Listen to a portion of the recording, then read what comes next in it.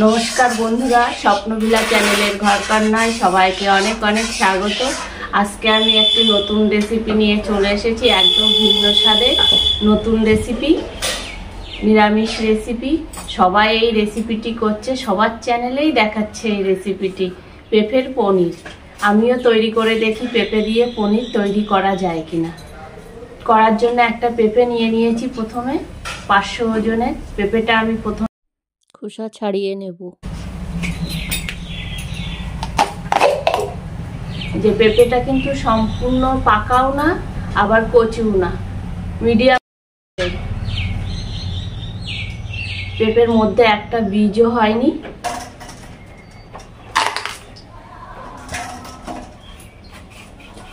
পেঁপের ছালগুলো এরকম ভাবে ফেলবো যেন পেঁপের গায়ে কোনো নীল থাকে না।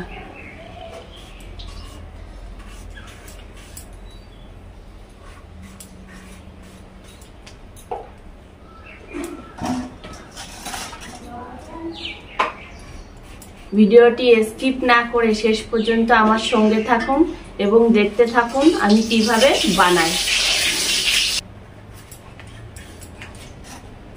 এই যে পেঁপেগুলো এরকম ছাল ছাড়িয়ে নিয়েছি, পুরো গায়ে কিন্তু কোথাও নীল নেই, পুরো সাদা। একটা হাতা নিয়ে নিয়েছি, হাতার পিছন দিয়ে এই যে মধ্যে এরকমগুলো আছে না, এইগুলো ফেলে দেবো যেন তিতভাব না থাকে, ওই জন্য।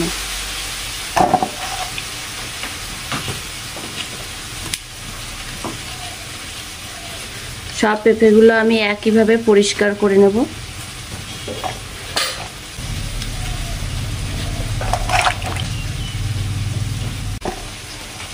এবার পেঁপেগুলো কেটে নেব, যতটা সম্ভব পেঁপেগুলো পাতলা পাতলা করে কেটে নেব।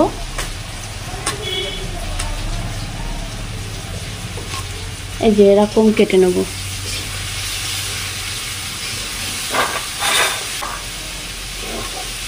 সবাই কিন্তু দুধ দিয়েই পনির বানায়, সবজি দিয়ে পনির হয় আমিও কিন্তু প্রথম শুনেছি। আমিও বানিয়ে দেখি শেষ পর্যন্ত কি হয়।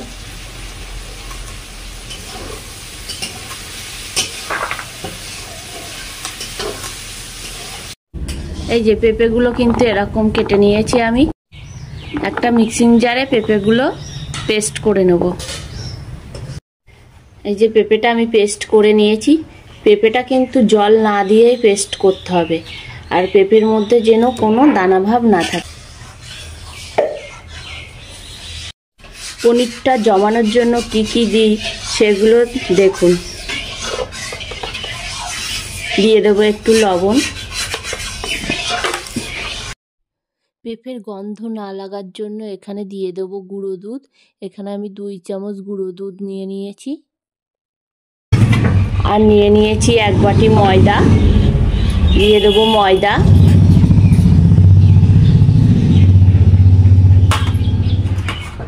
আর নিয়ে নিয়েছি বড় বাটির 1 বাটি চালের গুঁড়ো। সব কিছুই কিন্তু পরিমাণ মতো দিতে হবে, নাহলে পনিরটা কিন্তু তৈরি হবে না। এগুলো কিন্তু আমি 500 পেঁপের জন্য নিয়েছি। যদি আপনারা বেশি করেন তাহলে বেশি নেবেন। এবার মিশিয়ে নেব।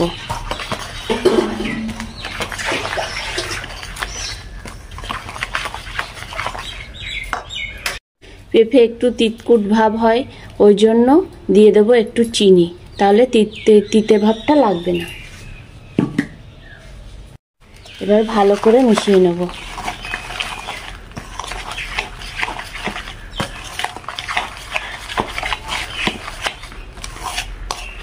দেখতেই পাচ্ছেন যে আমি কেমন ঘন মিশিয়েছি। এরকম ঘন মিশাবেন, কিন্তু বেশি পাতলা হলে কিন্তু আবার পেঁপের পনিরটা হবে না।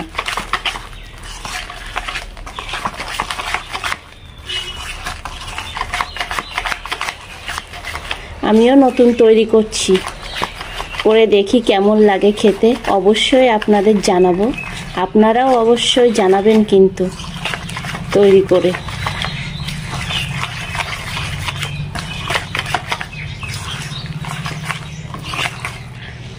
এই যে এরকম গাঢ় হয়েছে।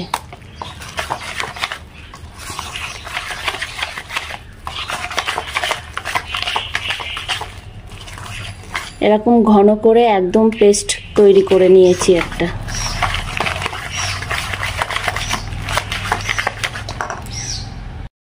এই যে এরকম একটা থালা নিয়ে নিয়েছি, থালায় অল্প একটু সাদা তেল দিয়ে দেবো, দিয়ে ভালো করে মাখিয়ে নেব থালার চারিপাশে, যেন পনিরটা জমার পরে উঠে যায়। এবার ঢেলে দেবো।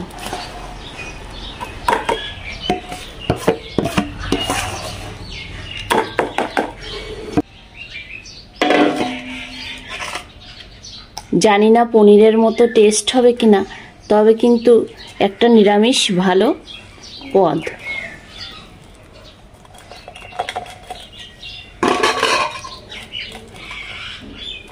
এই যে হাত দিয়ে এরকম করে দেব,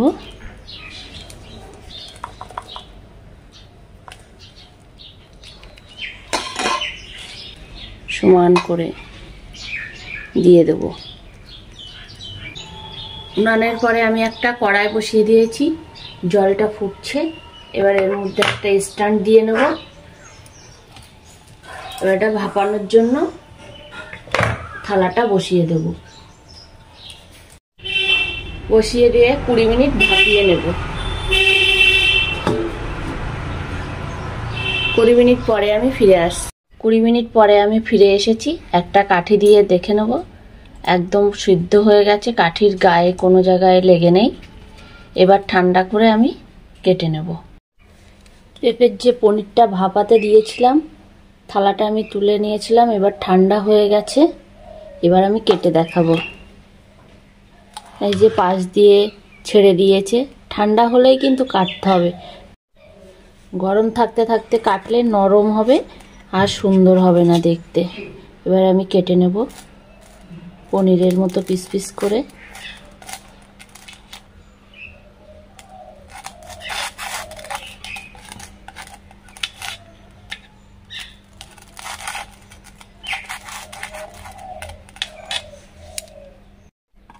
পেঁপের পনির কেটে যে আমি সব তুলে নিচ্ছি। কাটা হয়ে গেছে, দেখে কিন্তু মনেই হচ্ছে না যে পনির না, ক্যামেরার ওপাশ থেকে। এই যে একদম পনিরের মতো দেখতে, কিন্তু পনির দুধ দিয়েই তৈরি হয়। দুধের স্বাদ কি আর ঘোলে মেটে? যেমন ঘোল খেলে দুধের স্বাদ মেটে না, তেমন পনির পনিরই হয়। এটা একটা অন্যরকম পদ, নিরামিষ পদ বলতে পারেন। যেসব বাচ্চারা পেঁপে খেতে পছন্দ করে না, এইভাবে করে খাওয়াতে পারেন।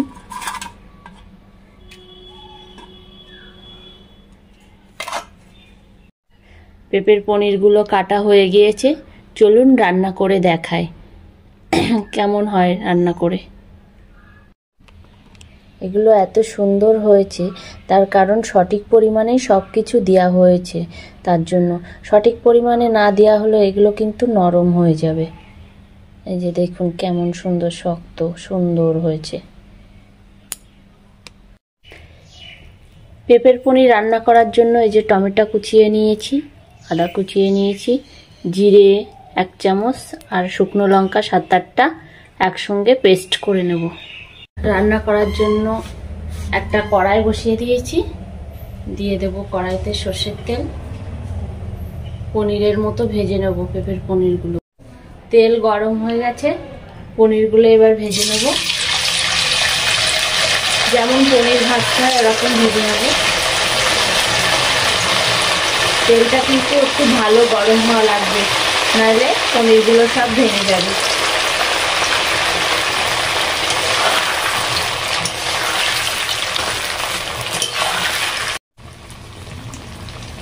পনির যেমন লাল লাল করে ভেজে নিতে হয় না, ওরকম ভেজে নেব, লাল লাল করে, এরকম লাল লাল।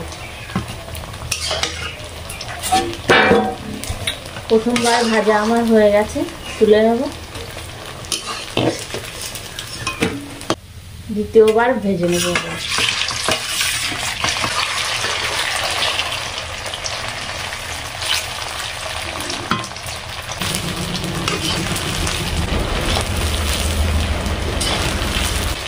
পেঁপের পনিরগুলো সব আমার ভাজা হয়ে গেছে।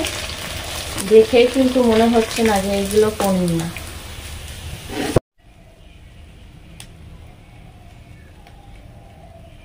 এই যে পেঁপের পনিরগুলো সব ভেজে নিয়েছি পনিরের মতো লাল লাল করে। পনির ভাজা এই তেলে আমি দিয়ে দিয়েছি জিরে আর তেজপাতা ফোড়ন। যে টমেটোটা কেটে রেখেছিলাম সেগুলো দিয়ে দেবো।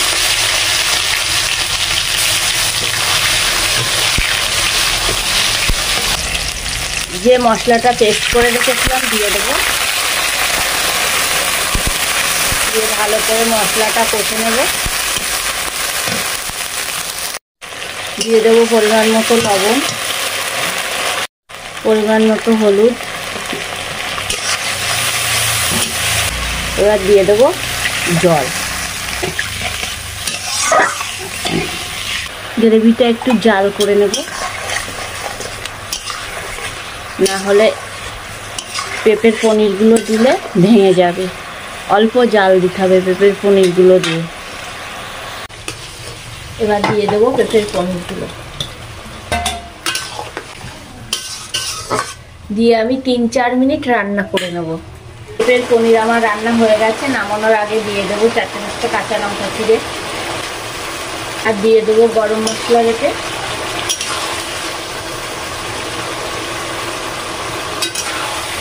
আপনারা ধনেপাতা চাইলেও দিতে পারেন, ধনেপাতা কুচি। আর সবশেষে দিয়ে দেবো 1 চামচ ঘি।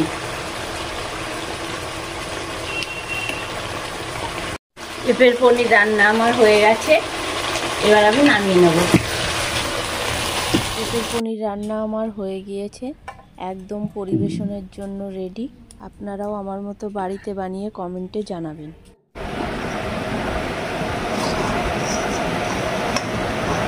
এই যে পেঁপের পনির, আমি খেয়ে দেখছি কেমন হয়েছে। খেতে খারাপ হয়নি, কিন্তু পনিরের মতো অত স্বাদ না। পনির পনিরই হয়। এটা আপনারা পেঁপে নিরামিষ একটা পদ হিসাবে খেতে পারেন। আজকের ভিডিওটি এখানেই শেষ করছি। ভিডিওটি ভালো লাগলে লাইক, কমেন্ট, শেয়ার, সাবস্ক্রাইব করবেন। আর নতুন বন্ধুরা নিত্য নতুন আপডেট পেতে বেল আইকনটি বাজিয়ে রাখবেন। ভালো থাকবেন, সুস্থ থাকবেন। ধন্যবাদ। Tata, bye bye.